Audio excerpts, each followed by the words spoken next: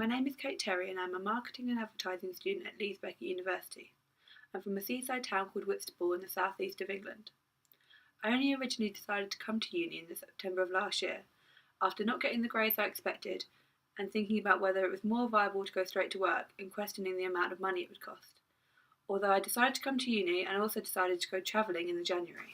I travelled for 5 months around Southeast Asia, starting in Thailand, then on to Laos, then Vietnam, then to Cambodia, to Malaysia, and then finally to Indonesia, finishing in Bali and then heading home. I left on January the 9th, and other than being a completely awe-inspiring and amazing trip, travelling independently pushed me completely out of my comfort zone and taught me incredibly useful skills for life and for uni. It taught me how to timekeep properly, as I was constantly getting on flights and buses which I couldn't miss. This is now useful for getting to and from seminars on time, but also how to manage my time effectively between modules. It has helped me to be organised, keeping documents like passports and visas safe. This has taught me how to look after all sorts of uni documents which I potentially would have lost beforehand. Money management. I now feel like I have a good grasp on how to manage my money, as just like uni, I only had a strict budget for the 5 months. I also had to prioritise what I spent my money on each day and adjust it accordingly. Socially. Travelling on my own, I was constantly communicating with new people and locals. This has taught me how to comfortably talk to anyone, which I'm sure will be very useful for university and the business world. I already believe that many of these attributes I learnt while travelling have been extremely useful for my first semester at university, and I believe they will continue to be useful, and even into my business career as a marketer.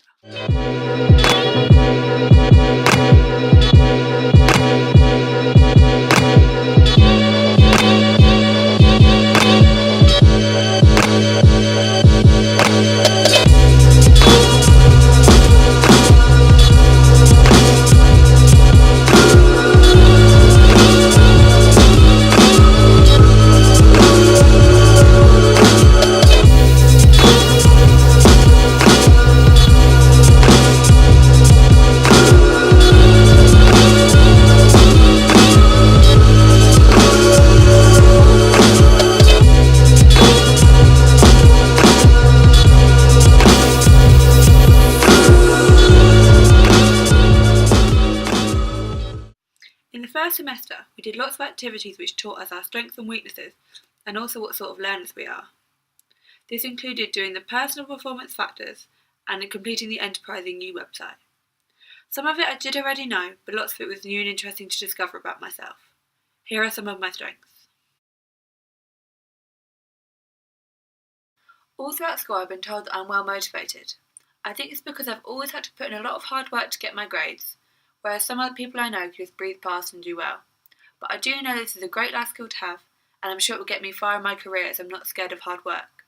This is why I'd love to get a great placement and show this motivation off in Year 3. I believe that I'm a good listener and easy to talk to. I think this is part of my confident personality, but this has also been furthered by my travelling. Being able to communicate well is one of the reasons why I want to pursue a career in business. I love the idea of having a job where I get to communicate with many different people on a day-to-day basis. I like to think that I'm a creative person, not in the form of art or music, but in the form of creating ideas for projects or activities within my work. This is why I chose advertising and marketing rather than just straight marketing, as I'm very interested in the design aspect of marketing campaigns. I'm excited to start creating some marketing campaigns and using this creativity. The Enterprising You module taught me that although we are taught to tone down this creativity when we're older, it is actually vital for the brainstorming process, and all ideas should be noticed, however mad they seem at the time. I've always struggled with exams throughout school. I think this is because of their very time-intensive nature and the need to memorise a lot of information. This causes lots of stress and means that I can't get the learnt information from my head onto the page. Although through the personal performance factors, I did discover that I do actually work well under some pressure, so deadlines do help me.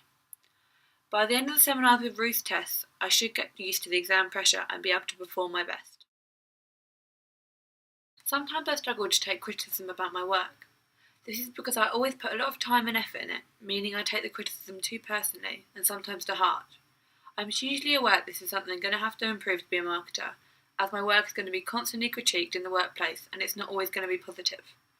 But I'm sure doing lots of group work throughout my time at uni will make me much more used to this, and allow me to use the criticism constructively.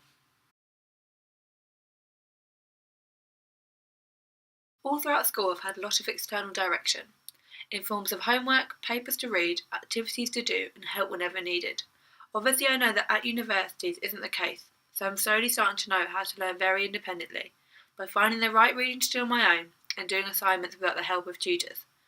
I think this stems from a lack of confidence in my own ability to learn effectively with the right materials and the right methods. Through the personal performance factors and enterprising you, I was introduced to the three main types of learning style: visual, auditory, and kinesthetic, and the strategies associated with each. Visual learning is where you understand and retain information more when words and ideas are associated with images. This includes strategies such as diagramming, mind mapping, and outlining. Auditory learners learn by hearing and listening. Strategies include recording the information needed and studying by reading out loud. Finally, there are kinesthetic learners. They learn the best by doing what they are trying to learn. Strategies include role play or using objects or materials to reinforce their points. Before undertaking the personal performance factors and enterprising you, I always thought I was solely a visual learner, as throughout my time at school I always revised and believed that I learnt best by making diagrams and mind maps with information. Simply reading books and my notes never allowed me to absorb information. I always have to guide for it by making new notes and making the notes visual in some way. But the PPFs and enterprising you taught me that I didn't associate with just one of the styles, but it was actually a combination of the three. I learned by trying things out and putting myself in this situation, like the kinesthetic style, but whenever revising or going over my own notes, I prefer to work alone, as with other noises I can't concentrate that well. Auditory learning relates to me also, as I learn well from discussions and debates in class by asking questions. But also when revising for my A-levels and GCSEs, I use flashcards, where someone asked me the question and I answered it to help me to remember key facts, which I found very effective. But in environments such as lectures, I just can't listen to a lecture and hope it sinks in. I have to go over the notes in my own time for it to be absorbed. My most relatable learning style, but still not solely, is visual. I do things often such as picture scenes in my head when I'm reading and processing information by putting it into diagrams. But I cannot learn solely from this. I have to use a combination of all three learning methods. Although not as simple as I first expected, now I understand my learning type, I can put it into use and adapt my studying. Although I feel that so far this term I've performed well and got off to a good start, there are some things which I'm going to keep doing and some things that I'm going to change. These have been a result of reflecting on my own learning style, my strengths and weaknesses, and my first experience of the course.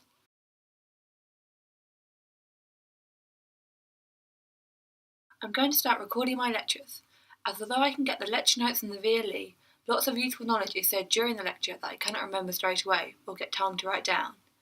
With this I can go back and take down more detailed parts of the lecture, such as case studies, furthering my knowledge and getting examples which are vital for the exam. Starting the course, I was aware of the importance of extra reading. I didn't understand the extent of so until I started. After doing the tests at the beginning of 3 seminar groups, I learnt the amount of detail, such as case studies, which was needed, details which wasn't always given in the lectures. I've now got a group of books which I know have the detail I need to create more of an overall knowledge, although I know that the key points are going to have to be written down in order to make sure they are reinforced. As I mentioned earlier, I learn best by creating the information needed into diagrams and pictures. Therefore, I'll start to turn my notes that I have made from the lectures into spider diagrams as I start to revise for the exams. As the picture shown before, I tend to use plain paper to cover my walls into mind maps and then try and go over them every day. Brought to light in the PPFs, I am now aware that I work best when my environment, such as my desk and papers, are organised. This gives me much more of a clear head to work with and prevents me from losing documents, which I tend to do. In spite of this, I still normally work in quite a messy environment, but I'm going to change this. In conclusion, I feel that creating this blog has made me think a lot about what my attributes and weaknesses are, and how these can be harnessed and improved in order to make the most of my learning and succeed to my best at uni and in my future career.